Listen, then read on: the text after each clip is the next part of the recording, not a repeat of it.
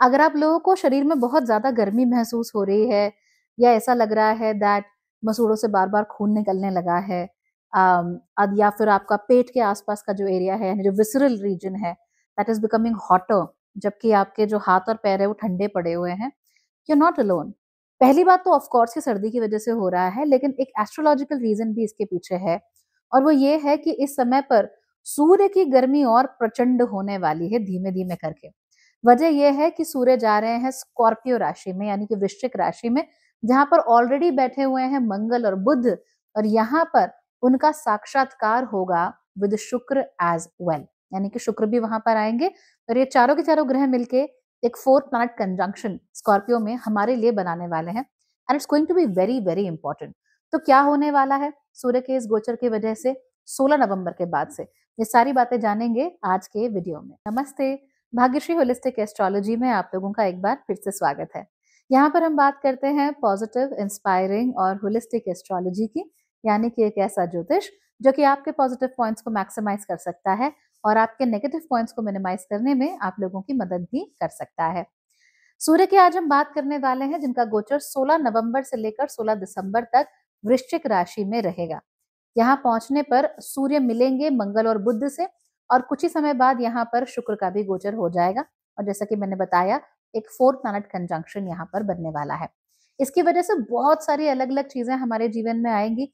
सर्वप्रथम तो ये कि आप लोगों को अगेन एक तरह का डिहाइड्रेशन, शरीर में एक अजीब सी गर्मी महसूस होने लगेगी। तो पहले ठंड लगती है ना, ये फीलिंग वेरी कोल्ड, हम रजाई में घुस गए, हमने गर्म कपड़े पहन लिए, सॉक्स पहन लिए, and then after a while एक अजीब सी गर्मी, नॉट लाइक वार्मथ बट एक डिस्कम्फर्टिंग गर्मी हम लोगों को महसूस होनी शुरू हो जाएगी।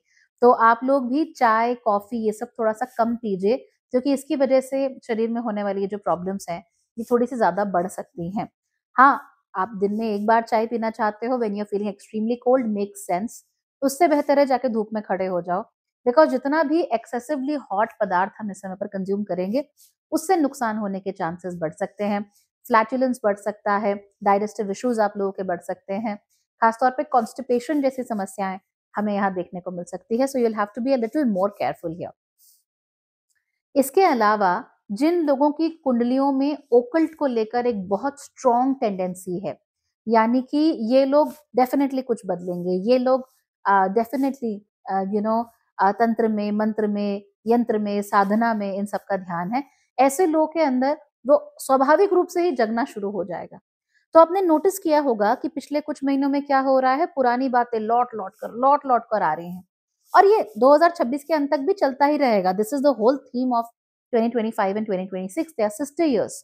तो अब क्या होगा, पुरानी बातें लौट कर आ रही हैं तो आपको रियलाइज हो रहा है कि यार पहले मैं इस चीज में इंटरेस्टेड था, पहले मुझे मंत्र साधना का बड़ा एक शौक था, बड़ी इच्छा होती थी कि मैं भी करूं, पहले मुझे तंत्र में बहुत इंटरेस्ट था, मेरा बहुत इच्छा होती थी कि मैं उसमें जाऊं, फिर मैं बाद में life happened and I couldn't do it.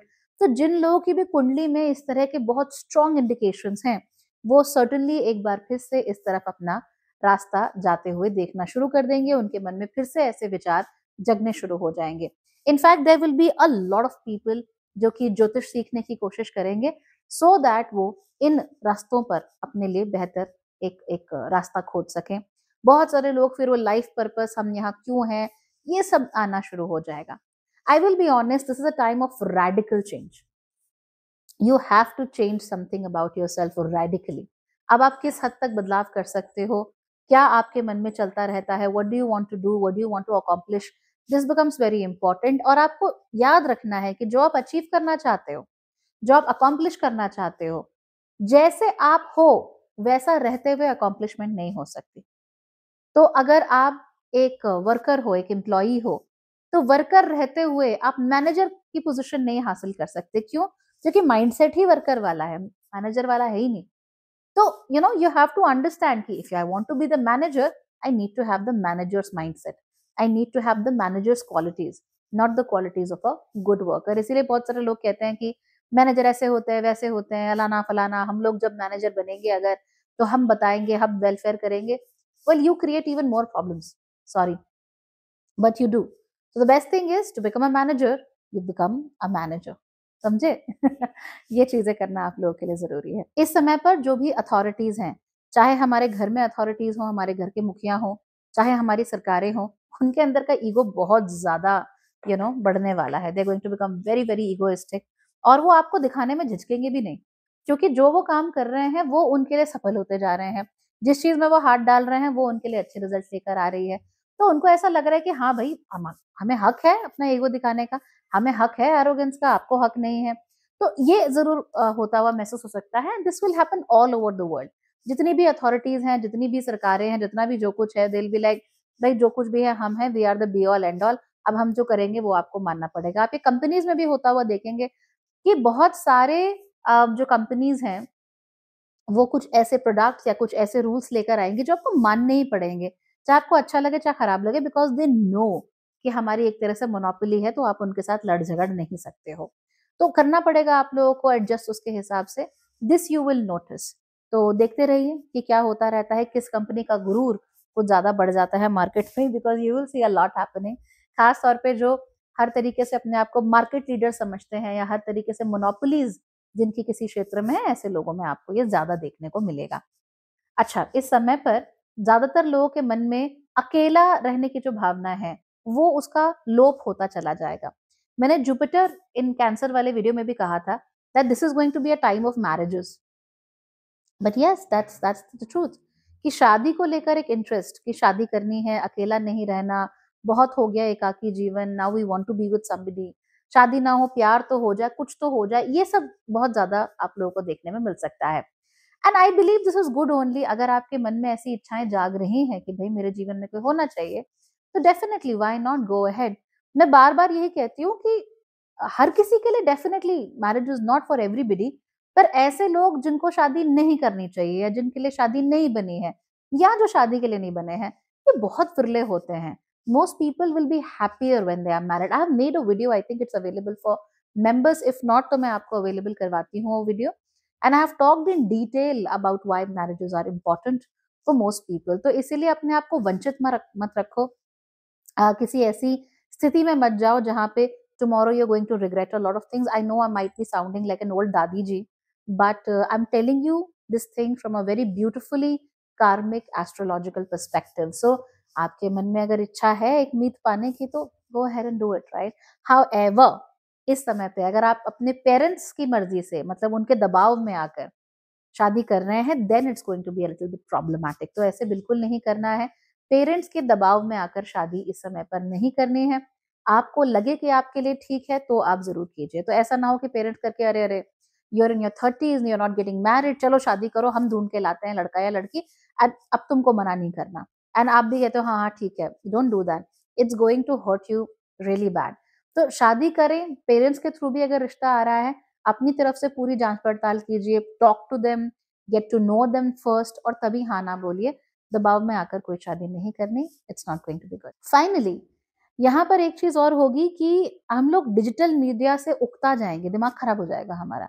ऐसा लगेगा कि डिजिटल प्लेटफॉर्म्स पर वही चीज बार बार बार बार बार बार परोसी जा रही है, आपको दिमाग खराब हो चुका है।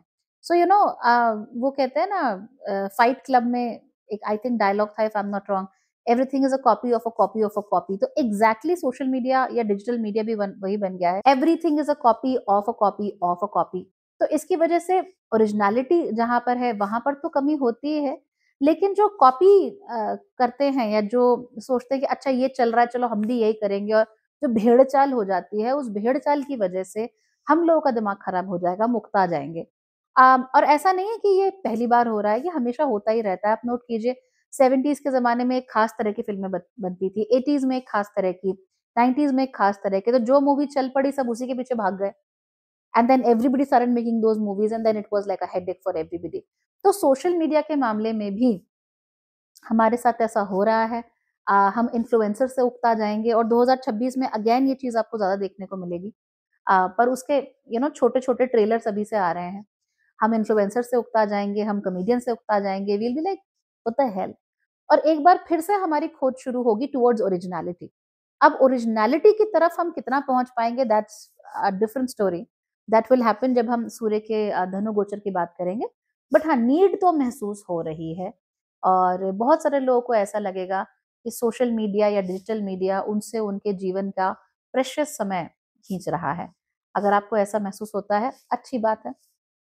अगर you want to make your life better, wonderful, go and make it better. और कम से कम क्यूरेट करना शुरू करो अपनी फीड्स को। मैं बता सकती हूँ, my feed is highly curated. कोई भी ऐसी चीज जो मैं नहीं देखना चाहती हूँ मेरी फीड में नहीं होती है। और अगर वो गलती से आ भी जाती है, because social media loves to recommend new things, अगर वो गलती से आ भी जाती है, I click on the not interested, don't show me this thing again, because मैं नहीं चाहती कि मेरे दिमाग में ऐसी चीजें भरें which are not good for me, right, जो मुझे मेंटली डिस्टर्ब करती हैं। तो शायद आप लोगों को भी इसी तरह की चीज़ें फॉलो करने की ज़रूरत है। करते रहिए, तब तक करते रहिए जब तक कि आपको कुछ एक लोग, कुछ एक चैनल्स, कुछ एक क्रिएटर्स ऐसे नहीं मिलते who you really love and who you really trust. Discovery में क्या कमी होगी? बिल्कुल हो सकती है, बट टेम्पररी है। उसके बाद then people will start discovering new things again. Okay? तो अगर आप लोग भी क्रिएटर्स हैं, इन्फ्लुएंसर्स हैं, तो मेरा आपको सजेशन है, stop copying, stop making word for word the same thing, start doing something fresh that's very original and that's you, it will help you out. Okay, तो चलो, सूर्य की बात यहाँ पर हो गई। I hope this was helpful for you.